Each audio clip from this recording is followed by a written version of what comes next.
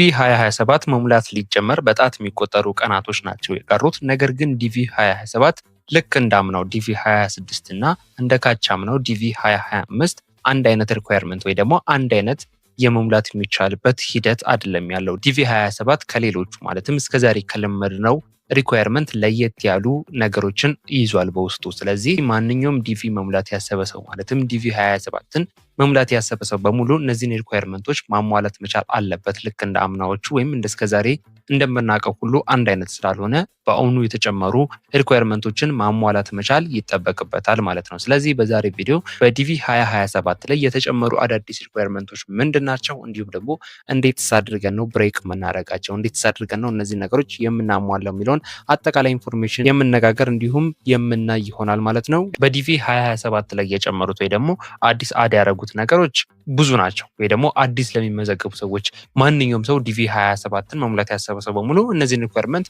ማሟላት ይጠበቅበታል ማለት ነው። ከነሱ መካከል አዲስ ከጨመሯቸው ነገሮች መካከል የመጀመሪያው ለሬጅስትሬሽን ወይ ደግሞ ለመመዝገብ $1 ማንኛውም ሰው መክፈል አለበት። ሬጅስትሬሽን ፊ ማለት ነው። ከዚህ በፊት ፍሪ ነበረ፣ ሁሉም ነገር በነፃ ነበረ የሚሞላው። የምትመዘገቡት ማንኛውም ሰው በነፃ ነው እንደፈለገ ተነስቶ መመዝገብ የሚችለው። አሁን ግን ሁሉም ሰው ማለትም ዲቪ 27ን መሙላት ያሰበ ሰው በሙሉ ግዴታና ግዴታ ሬጅስትሬሽን ፊ $1 መክፈል ይጠበቅበታል። $1 ማለት በኢትዮጵያ ከ150 አይ ቲንክ ወይ ደግሞ ከ130 እስከ 180 ባለው ድረስ እንደሚጠጋ ብር ማለት ነው እንደሚጠጋ ኢንፎርሜሽን አለኝ። ነገር ግን ማንኛውም ሰው ግዴታ $1 መክፈል ይጠበቅበታል ማለት ነው። ስለዚህ የሚሞላበት ጊዜ ላይ ሲደርስ ለተወሰኑ ሰዎች በእኛ በኩል ምን ሞላላችሁ ይሆናል። የምትሞሉት ፎርሞች ይኖራሉ። እነሱን ፎርሞች በትክክል ሞልታችሁ ለእኛ ትልኩልናላችሁ በቴሌግራም ወይም ደግሞ በሌላ አማራጭ።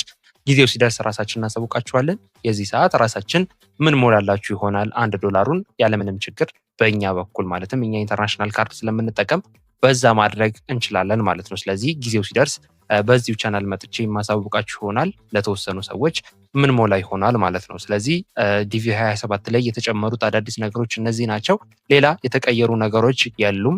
ማለትም እስከዛሬ ከነበሩት ነገሮች ውስጥ የተቀየሩ ነገሮች የሉም። እንደተለመደው አንድ ሰው መሙላት ያለበት አንድ ነው፣ ወይም ደግሞ አንድ ሰው አንድ ፎርም ነው መሙላት ያለበት። ሁለቴ ከሞልቶ ከተገኘ አይቻልም። እንዲሁም ደግሞ ኤዱኬሽንና ወርክ ኤክስፒሪየንስ የመሳሰሉት አይነት ነገሮች እና ፋሚሊ ሜምበር የመሳሰሉት አይነት ነገሮች እዛው እንደነበሩ የሚቀጥሉ ይሆናል ማለት ነው። ኦፊሻል ዌብሳይቱ ላይ ማለትም dvprogram.state.gov ላይ ገብታችሁ ማግኘት የምትፈልጉ ሰዎች ይኸው እዚህ ጋር የተቀመጠው ሊንክ በመጠቀም ዲቴል እኔ ከነገርኳችሁ በተጨማሪም ገብታችሁ ማግኘት ትችላላችሁ ማለት ነው። ሌላኛው ዲቪ 27 መቼ ነው የሚጀመረው የሚለውን በምንመለከትበት ጊዜ ኦፕን የሚደረገው ኦክቶበር 2025 ላይ ይሆናል ማለት ነው።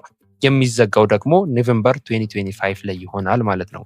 ሪዛልት አናውንስ የሚደረገው ደግሞ ሜይ 2026 ወይም ቀጣይ ዓመት ላይ ይሆናል ማለት ነው። የቪዛ ኢንተርቪው የሚጀምረው ደግሞ ኦክቶበር 2026 ወይ ደግሞ ፎርም መሙላት በተጀመረ በአመቱ ነው። ውጤት የወጣላችሁ ሰዎች የቪዛ ኢንተርቪው የሚጀምረው ኦክቶበር 2026 ይሆናል ማለት ነው። ከዛ መቀጠል የመሄጃ ጊዜው ደግሞ ከኦክቶበር 2027 እስከ ሴፕቴምበር 2028 ድረስ ይሆናል ማለት ነው። ስለዚህ ያለው የታይም ስኬጁል ወይም ደግሞ ታይም ላይን ይህንን ይመስላል በአጭሩ ማለት ነው። ሌላኛው የፎቶ እና የመሳሰሉት አይነት ሪኳየርመንቶች እንደዛው ይቀጥላሉ። ምንም የሚቀሩ ነገሮች የለም። ፎቶ ላይ የተቀየረ ነገር የለም። ዋይት ባክግራውንድ፣ መነጽር ማድረግ አይቻልም። እንዲሁም ኖርማል የፊት ኤክስፕሬሽን ወይ ደግሞ ኤክስፕረስ የምንለው ነገር መግለጽ ይጠበቅባቸዋል። ወይ ደግሞ ፈገግ ብሎ ወይ ተኩሳትሮ አይነት ነገር አይቻልም ማለት ነው። ስለዚህ እሱን ነው። ሌላኛው ደግሞ ፎቶ 6 ወር ያለፈው ፎቶ መጠቀም አትችሉም። ከ6 ወር ወደዚህ የሆነ ፎቶ ነው መጠቀም የምትችሉት እና ሌላ ሳይዙ ሌላኛው ደግሞ ፋይል ሳይዙ የመሳሰሉት ነገር እንደ ድሮ የሚቀጥል ይሆናል። ጊዜው ሲደርስ እኔም እየመጣው ስለማሳያችሁ እንደነገርኳችሁ ደግሞ በእኛ በኩል ለተወሰኑ ሰዎች ምን ሞላ ይሆናል ማለት ነው። ሌላኛው የተቀየሩ ነገሮች ያሉ የተጨመሩትን እነዛ 3ቱ የነገርኳችሁ ነገሮች ይሆናሉ። ፓስፖርት አፕሎድ ማድረግ $1 እና የሴኩሪቲ ቼክ የሚያደርጉበትን ነገር ሲስተማቸው ላይ አድ እንዳደረጉ ተገልጸዋል ማለት ነው። ስለዚህ አጠቃላይ የተጨመረው ዲቪ 27 ላይ ይህንን ይመስላል። አሪፍ ኢንፎርሜሽን በአጭሩ በቀጥታ እንዳገኛችሁበት ተስፋ አድርጋለሁ። ከዚሁ ጋር ተያይዞ ማለትም ከዲቪ 27 ጋር ተያይዞ የሚቀርቡ ጥያቄዎችን ማለትም ሊጠቅማችሁ ይችላሉ ምላቸውን ቪዲዮዎች ቶሎ ከዚህ በኋላ ማዘጋጅላችሁ ይሆናል ማለት ነው። ስለዚህ መግቢያ ላይም እንደነገርኳችሁ ለዚህ ቻናል አዲስ የሆናችሁ ሰብስክራይብ ማድረጋችሁ እንዳትረሱ። ሀሳብ አስተያየት፣ ጥያቄ ካለም እንዲሁም ቀጣይ እንድሰራ የምትፈልጉት ያልገባችሁ ነገር ካለ ስለ ዲቪም ሊሆን ይችላል፣ ስለሌላ ቪዛ ጥያቄም ሊሆን ይችላል ያላችሁን ኮሜንት ላይ ጻፉልኝ። ለእያንዳንዳችሁ መልሳለሁ። እንዲሁም በቪዲዮ የሚመለሱ ነገሮችም ከሆኑ ቪዲዮ ማዘጋጅላችሁ ይሆናል። አጠቃላይ ያለው ኢንፎርሜሽን ይህን ይመስላል።